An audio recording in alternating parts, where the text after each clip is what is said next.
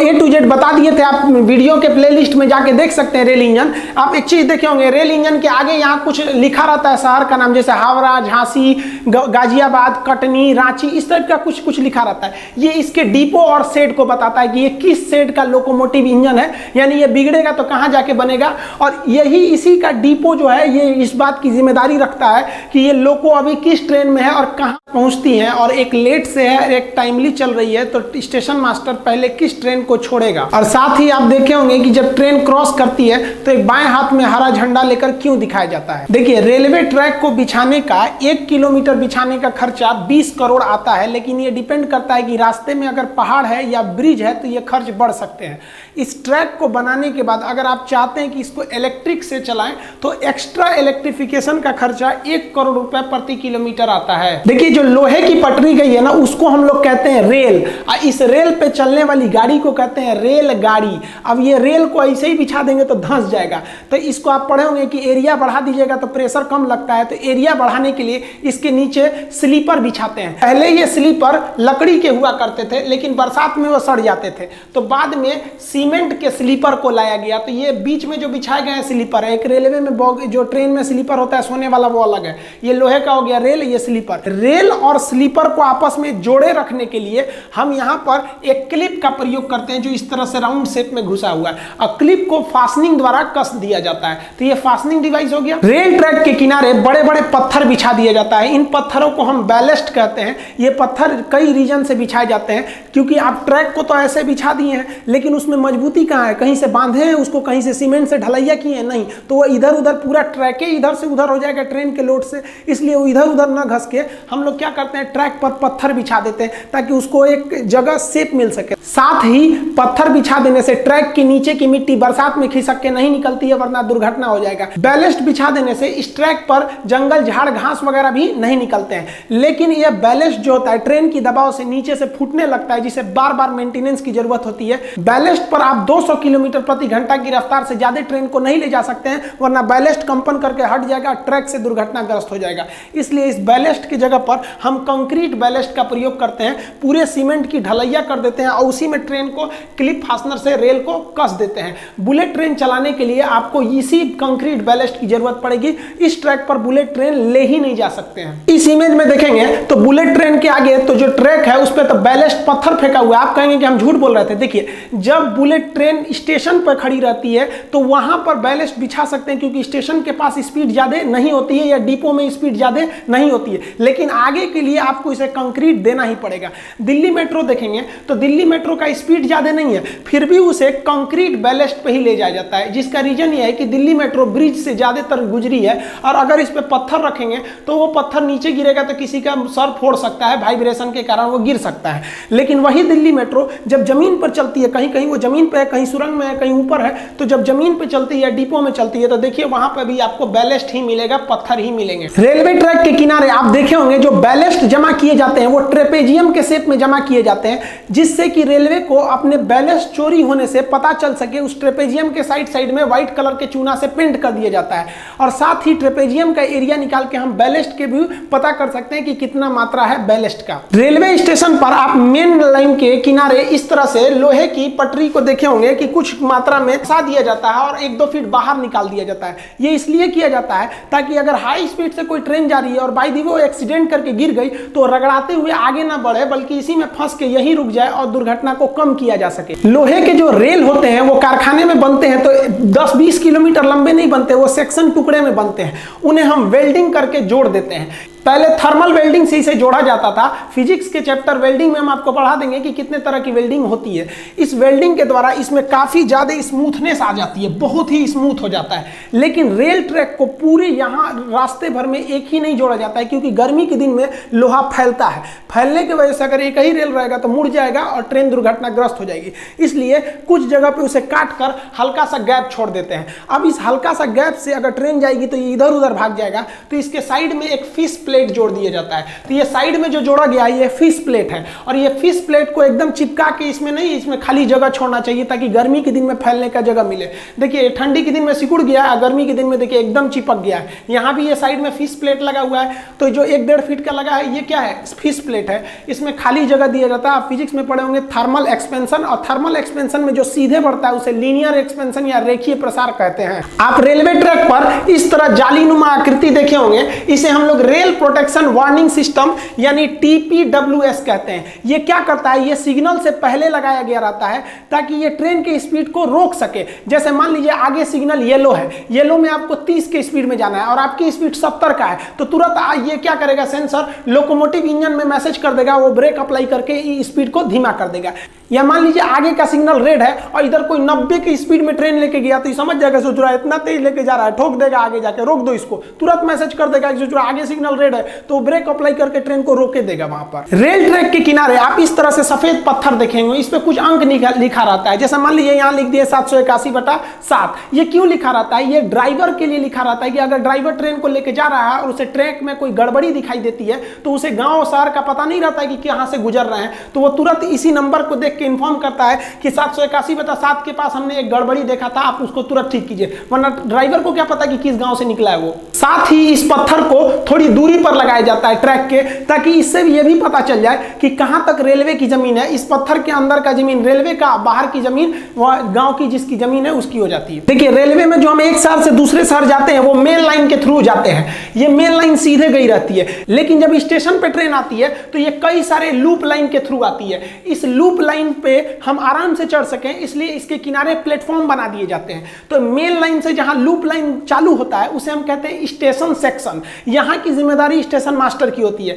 इसके बाहर जब मेन लाइन चला जाता है उसे कहते हैं ब्लॉक सेक्शन। उसके ट्रेन किधर गई ये स्टेशन मास्टर को नहीं पता है, ये कंट्रोलर को पता होता है। कंट्रोलर ट्रेन को ले आता है ब्लॉक सेक्शन से मेन लाइन के थ्रू, और यहां पर स्टेशन मास्टर को हैंडओवर कर देता है कि तुम अपने हिसाब से प्लेटफॉर्म देखो कौन सा लूप लाइन खाली है और वहां ट्रेन को ले लो। तब स्टेशन मास्टर पॉइंट मशीन द्वारा इसके ट्रैक को चेंज करता है, कैसे पटरी चेंज करता है उसे अपने प्लेटफॉर्म पर लेता है। देखिए यहां लूप लाइन में एक खतरा हो सकता है। मान लिया कि ये मेन लाइन है, इस मेन लाइन से कोई ट्रेन आई है और इधर लूप लाइन में गई, लूप लाइन में गई, और ये जो इसका ड्राइवर है ये पहले ही रोक दिया थोड़ा आगे अपने हिसाब से कि भैया हम रोक दिए, और ये ट्रेन लंबी होने की वजह से इसका पिछला हिस्सा अभी मेन लाइन पर ही है। अब आप बताइए, इसका पिछला हिस्सा मेन लाइन पर है और आगे से कोई ट्रेन आ रही है, स्टेशन मास्टर उसको कहा कि भाई तुम्हारा स्टॉपेज यहाँ नहीं है, तुम सुपर फास्ट हो, निकलो यहाँ से, तो ये यहाँ से आएगी या धड़ाक से इसके पिछला हिस्सा को मार के तोड़ के निकल जाएगी। तो इसको जरूरी है कि कोई भी ट्रेन प्रॉपरली लूप लाइन के अंदर घुस के स्टेशन सेक्शन पे खड़ी रहे, न कि मेन लाइन पे खड़ी रहे। तो इसकी पहचान कैसे किया जाएगा, तो गार्ड इसकी पहचान करता है। गार्ड को कैसे पता चलेगा कि हाँ भैया हम प्रॉपर स्टेशन पे घुस चुके हैं, तो इसके लिए वहां एक FM लिखा रहता है जिसे हम कहते हैं फॉलिंग मार्क। आप देखे होंगे ट्रेन के ट्रैक के किनारे, तो जो गार्ड का डिब्बा है वो इस FM के अंदर रहना चाहिए। अगर इस FM के बाहर है तो समझ जाइए वो ससुरा लूप सेक्शन पे नहीं है, वो मेन लाइन पे है, कोई ना आगे पीछे आके इनको तूर के चल जाएगा। कभी कभी आप देखे होंगे कि ड्राइवर जो होता है ना ट्रेन का, वो पहले ही ब्रेक लगा देता है और गार्ड से कहता है चेक करिए तो क्या है, तो गार्ड देखता है FM किधर है, देखता है अरे ससुरा FM तो अभी अगवे है, कहता है आगे ले आगे ले आगे ले, अभी ठोक देगा कोनो पीछे से ले आके। तो ड्राइवर जो होता है ना फिर ट्रेन को थोड़ा दूर चला के रोक देता है, तो प्लेटफॉर्म के लोग घबरा जाते हैं, ये माई चला दिलो रे, अरे भाई वो अभी एडजस्ट कर रहा है। आप एक चीज गौर किए होंगे, ट्रेन में रिजर्वेशन का इतना मारामारी होता है, इतना भीड़ भाड़ होता है, सोचो ट्रेनों को लंबा काहे नहीं बनाता है, कम में डिब्बा क्यों जोड़ता है। और आप देखे होंगे मालगाड़ी में ज्यादा डिब्बा होता है और सवारी गाड़ी में कम डिब्बा होता है, ऐसा नहीं होता है। देखिए डिब्बे का जो संख्या होता है ये डिपेंड करता है लूप लाइन कितना बड़ा है। जैसे यहाँ हम एक ट्रैक बना दिए हैं, ये जो है ये आपका मेन लाइन है, मेन लाइन के बाद अब ट्रेन पे जो खड़ी होगी ये लूप लाइन पे खड़ी होगी, लूप लाइन पे ही बना रहता है प्लेटफॉर्म। जो लूप लाइन होता है इंडिया का वो 650 मीटर का होता है, यहाँ हम लिख दिए हैं लूप लाइन कहिए या प्लेटफॉर्म कहिए, वो 650 मीटर का होता है। यानी आपकी ट्रेन 650 मीटर से लंबी नहीं होनी चाहिए। अब यहाँ समझिए ट्रेन की संख्या कैसे डिसाइड करेंगे, डिब्बों की संख्या।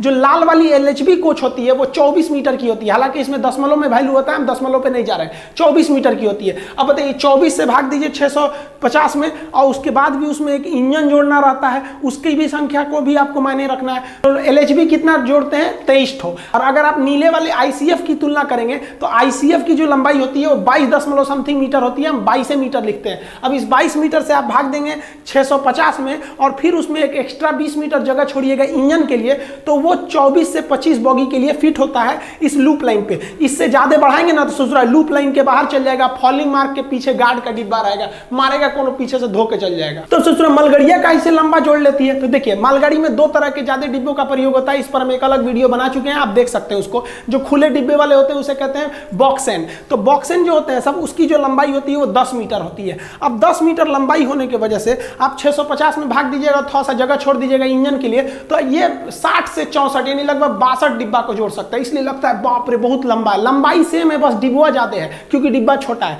और ये कवर वाला देखेंगे बीसीएन को, तो बीसीएन की लंबाई थोड़ी ज्यादा होती है 15 मीटर। तो इसको भाग दीजिएगा आप 650 में, तो ये लगभग 42 तक में ये सूटेबल बैठता है क्योंकि इंजन को भी रखना है। तो ये 42 डिब्बा जोड़ सकता है। तो देखिए मालगाड़ी लंबी नहीं होती है, मतलब उसके डिब्बे छोटे होने की वजह से वो लंबी दिखती है। आप कहिएगा सर तब क्या जरूरत है हमको इतना ट्रेन बढ़ाने की, क्यों ना हम सबका लूप लाइन में बढ़ा दें। अब लूप लाइन बढ़ाइएगा ना तो पूरे हिंदुस्तान के स्टेशन को तोड़ना पड़ेगा और उनके लूप लाइन को बढ़ाना पड़ेगा, फिर प्लेटफॉर्म बढ़ाना पड़ेगा। इसलिए रेलवे कहती है कि इससे अच्छा है क्या है कि भैया ट्रेनें की संख्या बढ़ा देते हैं। अब आप कहेंगे कि सर रेलवे का खड़गपुर स्टेशन, सोनपुर स्टेशन, अभी गोरखपुर रेलवे स्टेशन का ये लूप लाइन इतना बड़ा क्यों है। देखिए रेलवे स्टेशन जो बनाए जाते हैं वो उस समय की परिस्थिति के हिसाब से बनाए जाते हैं। गोरखपुर के इस साइड में प्लेटफॉर्म बढ़ाने का जगह नहीं है, ना इस साइड में, सामने जगह है। तो वो क्या किया गया ना, इस लूप लाइन को ही बहुत ही लंबा कर दिया गया है, एक ही ट्रैक को, और उस पर 3 प्लेटफॉर्म बना दिया गया है। Platform number 1, platform number 2, platform number 2A। तो इस तरह करके 1355 मीटर लंबा कर दिया गया उसको, और वो दुनिया का सबसे लंबा प्लेटफॉर्म हो गया है गोरखपुर का। अब आप सोचिएगा कि गोरखपुर में कैसे ट्रेन चल जाती है। तो देखिए मान लिया कि कोई ट्रेन है यहां पर आकर खड़ी हुई, ठीक है, प्लेटफॉर्म नंबर 1 पे, और यहां पहले से एक ट्रेन है, तो जाएगी कैसे। तो यहां पर एक सेक्शन बनाया गया, यहां से जाती है, उसके बाद ये मेन लाइन होकर चली जाती है। मान लीजिए कि ये दोनों प्लेटफॉर्म भरा हुआ है, ट्रेन को लेना है अगले 2A पर यहां पर, तो इस मेन लाइन से ट्रेन को लाया जाएगा और यहां क्रॉस सेक्शन से इसे घुसा दिया जाएगा। मान लीजिए बीच में कोई ट्रेन खड़ी है, इसको निकलना है, तो यहां से भी इस पे निकाल दिया जाएगा, मेन लाइन से निकालकर। उस पर पैनल बदलने का सिस्टम रहता है जिसको अभी हम समझाते हैं। रेल प्लेटफॉर्म पर आप इस तरह के एक आकृति देखे होंगे जिसमें खुरदुरा निकला रहता है गोटी टाइप का, ये रेड कलर के भी होते हैं। ये एक्चुअली विकलांग लोग के लिए बनाया जाता है, हैंडीकैप के लिए, ताकि वो इस खुरदुरे को पहचान के समझ सके कि उनका जो हैंडीकैप बॉगी होता है वो इसी के पास आएगा। देखिए जब कोई ट्रेन क्रॉस करती है स्टेशन से, तो स्टेशन पर एक फ्लैगमैन होता है जो बाएं हाथ में ग्रीन झंडा को लेकर उस ट्रेन को देखते रहता है कि कहीं इसमें कोई खराबी तो नहीं, कुछ चक्के वगैरह में फॉल्ट या कोई आवाज तो नहीं आ रहा। अगर आवाज आएगा तो दाहिने हाथ से तुरंत लाल झंडा दिखा देगा। अब आप कहिएगा ड्राइवर बा तो चल गया हरियर का देख के, अब रोकेगा कौन। तो पिछवा से गार्ड आ रहा है, वो कहेगा नहीं सोच रहा है कहीं कहीं तो लाल दिखा रहा है, इसका मतलब इसको कुछ गड़बड़ी दिखा है। तुरंत वॉकी टॉकी पे फोन करेगा, ए मिश्रा जी रोकिए रोकिए महाराज कुछ गड़बड़ी है, वो लाल दिखा रहा है। आप भी ट्रेन को लाल झंडा दिखाकर रोक सकते हैं, लेकिन जैसे आप ट्रेन को रोकिएगा जीआरपी आपको पकड़ के कारण पूछेगी, और अगर कारण अच्छा नहीं रहा ना तो जेल में डाल देगी आपको। इसलिए बिना उपयुक्त कारण के जब तक ट्रेन में कोई गड़बड़ी ना दिखाए आप ट्रेन को नहीं रोक सकते। रात के समय आप देखिएगा, रात के समय ट्रेन पे किनारे जब स्टेशन पे घुसती है तो नीचे 2 ट्यूबलाइट लगाया रहता है, एक आदमी टॉर्च से देखते रहता है कि इसके जो बॉगी है चक्के में इसमें सब ठीक ठाक तो है, कोई गड़बड़ी तो नहीं है। रेल इंजन के बारे में हम आपको A to Z बता दिए थे, आप वीडियो के प्लेलिस्ट में जाके देख सकते हैं। रेल इंजन आप एक चीज देखे होंगे, रेल इंजन के आगे यहाँ कुछ लिखा रहता है शहर का नाम, जैसे हावड़ा, झांसी, गाजियाबाद, कटनी, रांची, इस टाइप का कुछ कुछ लिखा रहता है। ये इसके डिपो और शेड को बताता है कि ये किस शेड का लोकोमोटिव इंजन है, यानी ये बिगड़ेगा तो कहाँ जाके बनेगा। और यही इसी का डिपो जो है ये इस बात की जिम्मेदारी रखता है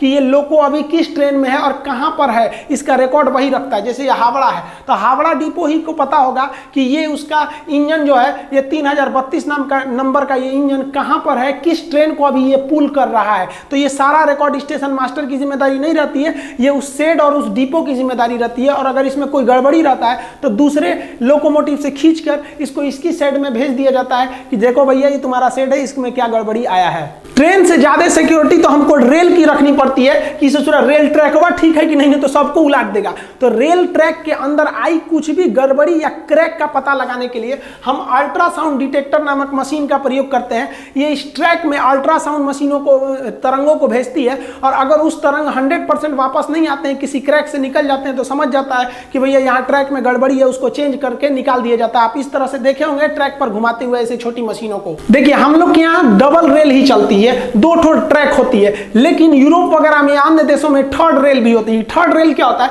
2 रेल पर तो ट्रेन के चक्के दौड़ रहे होते हैं और एक रेल पर बिजली की सप्लाई दी गई रहती है और वहां से वो बिजली ले रहा होता है। आप यहां देखिए, ये थर्ड रेल से अपनी बिजली ले रहा है। ये सुरक्षित नहीं माना जाता है, कोई चढ़ गया तो मरिए जाएगा ससुराल, लेकिन इसका प्रयोग हम सुरंगों में करते हैं। मान लीजिए कि सुरंग में ऊपर तक जगह नहीं है, ऊपर से OHE ले जाने का, तो थर्ड रेल से हम उसको बिजली देकर ले जा सकते। देखिए, ट्रेन का जो चक्का होता है वो अंदर से ट्रैक को पकड़ के चलता है, अंदर से पकड़ा रहता है। तो जरूरी है कि अंदर का एरिया ट्रैक का खाली रहे, कोई कचरा ना जाए। तो जब सड़क को क्रॉस करते हैं ना रेलवे लाइन से, तो सड़क बीच में भी भर दिया जाता है। तो मान लीजिए कि आपने बीच में सड़क भर दिया, तो ये इसका सीमेंट अंदर भर जाएगा। अब अंदर भर जाएगा तो ट्रेन जो होता है वो अंदर से ही पकड़ कर चलता है। अंदर से पकड़ के चलेगा तो कंक्रीट में टकरा के उलट सकता है, इसलिए यहां पर एक ठो गार्ड रेल को जोड़ दिया जाता है। ये गार्ड रेल जो होता है कि किसी भी कचड़े को ट्रैक के पास नहीं आने देता है जहां रोड क्रॉस हुई रहती है। साथ ही ब्रिज पे भी ये भी आकार का गार्ड रेल आप देखिएगा, ये ब्रिज को जो एक्स्ट्रा मजबूती देने के लिए बनाया जाता है, क्योंकि ब्रिज के नीचे जो जमीन नहीं रहती है, तो एक्स्ट्रा मजबूती देने के लिए भी शेप का गार्ड रेल बना दिया जाता है। इसे हम लोग कहते हैं गार्ड रेल। देखिए, ट्रेन की जो पटरी होती है वो चेंज कैसे करती है। ट्रेन का जो चक्का होता है ना, वो ट्रैक को अंदर से पकड़ कर चलता है। अब अंदर से पकड़ के चलेगा तो वो इस ट्रैक को, जैसे मान लीजिए कि इन दोनों ट्रैक को पकड़ा हुआ है, इसको पकड़ के चलेगा तो ये यहाँ अंदर से जाएगा। अंदर से जाने के बाद इसको पकड़ के इधर चला जाएगा। और अगर इन दोनों को पकड़ा है तो ये अंदर अंदर यहाँ से चला जाएगा। ट्रैक बाहर से नहीं बल्कि अंदर से पकड़ के चलते हैं। पहले इन ट्रैक को घुमाने के लिए एक ट्रैकमैन होता था जो इसको घुमाता था, पॉइंट मैन बोला जाता था उसको। और ये पॉइंट मैन जहां ज्यादा ट्रैक होते थे तो उसके लिए केबिन बना दिया जाता था। आज ये केबिन किसी काम के नहीं है, हालांकि बड़े स्टेशनों पे मालगाड़ियों के शंटिंग के लिए इसका काम किया जाता है। आप इस तरह से देखे होंगे, जैसे ट्रेन में घुसते होंगे स्टेशन के एरिया में तो आपको केबिन मिलता होगा, दोनों साइड में केबिन, पश्चिम केबिन, पूरब, इस तरह से लिखा रहता होगा। आज के समय में जो ट्रेन ट्रैक चेंज करती है वो एक पॉइंट मशीन द्वारा चेंज कर देती है। जैसे यहाँ देखिए एक मशीन होती है, ये जो स्विच पॉइंट होता है इस ट्रैक को आगे पीछे करके घुमा सकती है। आप यहाँ समझिए, फिर वीडियो में समझाते हैं। ट्रेन जो होता है उसका चक्का वो अंदर से पकड़ के चलता है ट्रैक को। अब यहाँ देखिए ट्रेन का चक्का ये अंदर की ओर एक्स्ट्रा निकला हुआ है इतना, तो ये जो होता है एक्स्ट्रा निकला हुआ ये अंदर से पकड़ लेता है ट्रैक को। अब देखिए ये ट्रैक जहाँ जाएगी ना वहीं ये ट्रेन जाएगा। ट्रेन में स्टीयरिंग नहीं होती है। ट्रेन का चक्का पटरी को अंदर से पकड़ लिया है, अब पटरी जिधर जाएगी ट्रेन उधर जाएगी। अब आप बताइए, यहां से अगर इसको पकड़े हुए हैं और यहां से इसको पकड़े हुए हैं अंदर से, तो आप बताइए यहां अंदर से पकड़ेगा तो ये वाली ट्रैक तो साइड में है, इसको तो पकड़ ही नहीं पाएगा, तो ये सीधे निकलेगा इस ट्रैक के थ्रू यहां से सीधे। और यहां देखिए यहां आ गया है तो ये अंदर से इधर वाली ट्रैक को पकड़ लेगा और इधर वाली ट्रैक को पकड़ के ये इधर से घूम जाएगा। समझ में आया? लेकिन अगर वही हिस्सा अगर हम कहेंगे इसमें कि अगर हम इसका पॉइंट चेंज कर दे, इसको उधर सटा दे, तो ये वाला इधर से हट जाएगा तो ये इधर चला जाएगा और ये वाला इस ट्रैक पर आ जाएगा। देखिए ट्रेन में जब एक सिंगल लाइन होता है, मेन लाइन डबल ना होके एक ही सिंगल लाइन होता है, तो प्लेटफॉर्म से जब ट्रेन को छोड़ा जाता है तो बीच में एक ही ट्रेन को छोड़ सकते हैं, क्योंकि बीच में डबल रास्ते नहीं है आने जाने के लिए। तो ऐसी स्थिति में ट्रेन को क्रॉसिंग कराया जाता था। जैसे मान लीजिए आगे से कोई ट्रेन छोड़ दिया है तो किसी ट्रेन को आप स्टेशन पर रोक के रखिए जब तक कि वो आगे से क्रॉस ना कर जाए, तो इसे क्रॉसिंग कहते हैं। टेक्निकल भाषा में एग्जिंग कहते हैं। जैसे यहाँ देखिए ये ट्रेन खड़ी है, यहाँ पर इसको रोक के रखा गया जब तक कि ये मेन लाइन से ये वाली ट्रेन आगे से क्रॉस न कर जाए। जब किसी ट्रेन को प्लेटफॉर्म पर खड़ा कराकर सिंगल लाइन के होने के वजह से आगे से क्रॉस करा दिया जाता है, उसके बाद इसको भेजते हैं, तो इसे हम लोग एग्जिंग या क्रॉसिंग कहते हैं। टेक्निकल भाषा में एग्जिंग, हम लोग कहते हैं क्रॉसिंग। लेकिन आज के समय में डबल लाइन है, आने वाला रास्ता अलग है, जाने वाला रास्ता अलग है। तो कोई ट्रेन सामने से आ रही है तो उसके लिए कोई रुकता ही नहीं है, बाईं वाली ट्रैक से चला जाएगा इधर वाला, उधर से आ जाएगा वो। तो डबल ट्रैक होने से क्रॉसिंग होती ही नहीं है, डबल ट्रैक होने से प्रेसीडिंग होने लगती है। कैसे कि मान लीजिए कोई ट्रेन आ गई, अब दोनों ट्रेनें एक साथ प्लेटफॉर्म पर आई हैं, अब स्टेशन मास्टर किसको छोड़ेगा? तो मान लीजिए एक पैसेंजर है, एक सुपर फास्ट है, तो पहले सुपर फास्ट को छोड़ देगा। सुपर फास्ट को ज्यादा वैल्यू दिया गया, तो किसी चीज को ज्यादा वैल्यू देना प्रोसीडिंग कहलाता है। तो इसको क्या कहते हैं? प्रोसीडिंग। मतलब एक कम वैल्यू की ट्रेन को रोककर एक ज्यादा वैल्यू की ट्रेन को पीछे से क्रॉस करा दीजिए, तो इसे प्रेसीडिंग कहते हैं। लेकिन क्या होगा जब सेम कैटेगरी की ट्रेन, जैसे मान लीजिए दो सुपर फास्ट एक साथ पहुंच जाए, अब इसमें किसको प्रेसिडिंग दीजिएगा भैया, कौन जाएगा पहले? तो इसमें जरूर कोई ना कोई लेट होगी। तो इंडियन रेलवे का हिसाब है कि लेट ट्रेनों का हिसाब रखना है कि किस स्टेशन पे कितना मिनट लेट हुई। अब मान लीजिए एक ट्रेन आई है वो भी सुपर फास्ट है, दूसरी वो भी सुपर फास्ट, लेकिन एक लेट है, तो उस ससुरा का चार्ट अपने बनिए रहा है कि कहां कहां लेट हुई है। अब उसके चक्कर में दूसरकों को लेट करिएगा तो इसका भी लिस्ट बनाना पड़ेगा। इसलिए अगर सेम टाइम पे पहुंच गई है या फिर जो लेट है वो पहले पहुंची है और जो टाइम से है वो बाद में आई है, तो क्या करेंगे, जो टाइम से आई है उसको क्या कर देंगे, प्रेसिडिंग कर देंगे, निकाल देंगे, भैया तुम निकल पहले क्योंकि तुम्हारा हिसाब किताब नहीं हो रहा है, तुम टाइम से आई बकलो लेट हो गया तू बाद में निकलियो। आई होप आप समझ गए होंगे ट्रैक के बारे में। किसी अन्य वीडियो में रेलवे में प्रयोग होने वाले जितने भी साइन बोर्ड है और सिग्नल का मतलब क्या होता है, डबल येलो पे स्पीड कितनी रहेगी, सिंगल येलो पे क्या होगा, ब्लू कलर के सिग्नल का मतलब क्या होता है, तो सिग्नलिंग सिस्टम का प्रयोग बता देंगे। और कभी कभी आप देखे होंगे कि ट्रेन बिना मतलब है का प्लेटफॉर्म पे 1 घंटा रोक देता है या बीच में रोक देता है, इस सब का मतलब क्या होता है, इसको कभी नेक्स्ट वीडियो में समझा देंगे। तब तक के लिए जय।